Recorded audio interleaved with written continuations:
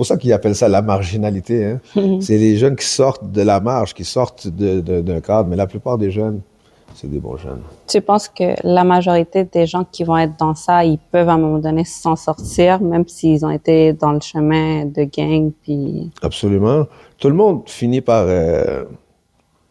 changer ou est victime de ce monde-là, tu sais, soit par des longues périodes de prison comme moi, soit par la mort, ou à travers ça, il y a des événements qui vont se passer dans leur vie, ils vont rentrer en prison, ils vont perdre leur femme, ils vont pas pouvoir voir leurs enfants.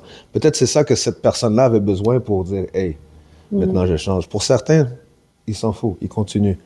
Tout le monde a son seuil, tout le monde a son point où ce qui dit que il faut que je change, il faut que je m'engage dans le processus de changement.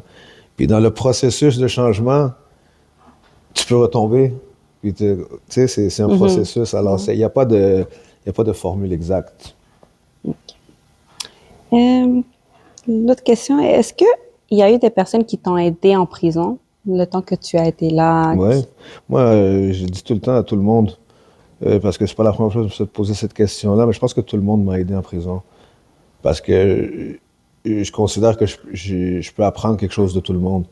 Puis j'ai abordé mes relations avec les gens avec cette optique-là, tu sais, alors que ce soit le gars que personne à qui parle, puis je vais partir, je peux apprendre quelque chose de lui, comme je peux apprendre quelque chose du président des Hells Angels, je peux apprendre quelque chose de tout le monde, tu sais.